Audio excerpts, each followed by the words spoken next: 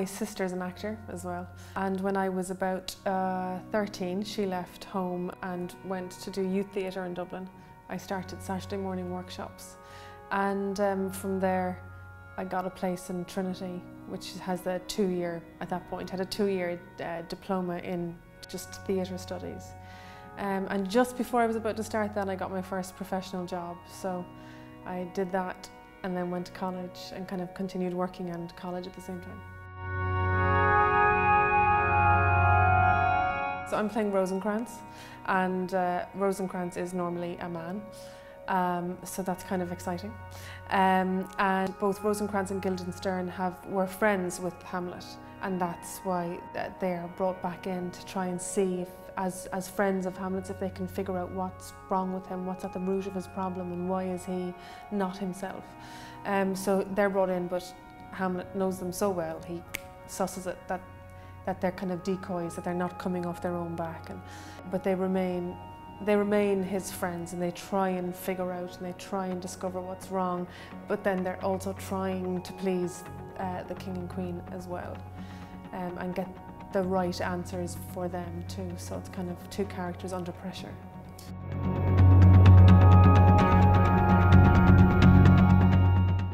It really feels like it's a new play. It feels like a piece of new writing, because there's, you know, a woman hasn't played it before, so it's just a new take on the whole thing, and certain lines that a man says once they're said by a woman just have a completely different angle on it. So I think it's going to go somewhere that it hasn't gone before, which is kind of exciting. I read it for the first time only a year ago, and I just think it feels like it's one of the more accessible of Shakespeare's plays. And because it's very easy to get into, and you can see where it's going, and then the body count is huge, so it's really exciting. And your love for Hamlet is so kind of massive. But that was the only background I did. And then when I met Ian to audition, the way he spoke about it was so exciting that I kind of thought, actually, this is something that I've visited before, possibly, the area that he's talking about. So it mightn't be too difficult to kind of charge back into that. The first week was spent around the table, like in most plays, just discussing things and, you know, making sure that we all understand line by line what's exactly being said and the intention and all that kind of stuff. And then week 2 is the terrifying bit of getting up on the floor.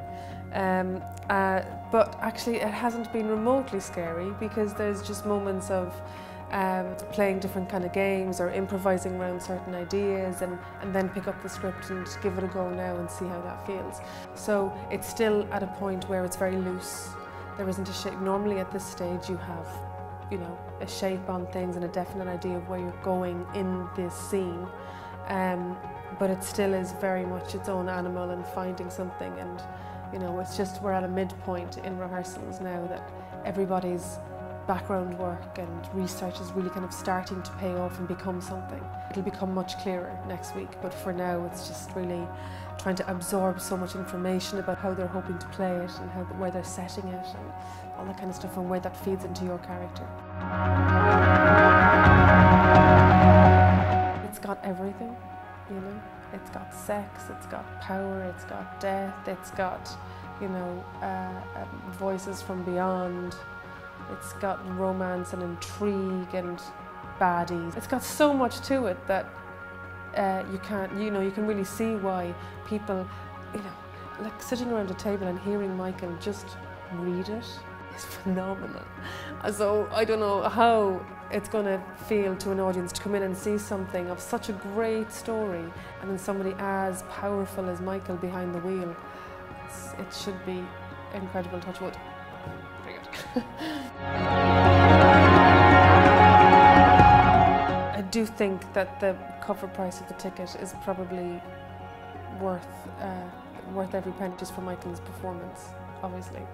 But I think he is surrounded by you know, an incredible cast. As a modern take on a very old story, I think it'll be very intriguing. But, you know, at this point, I don't know. At this point, I don't know.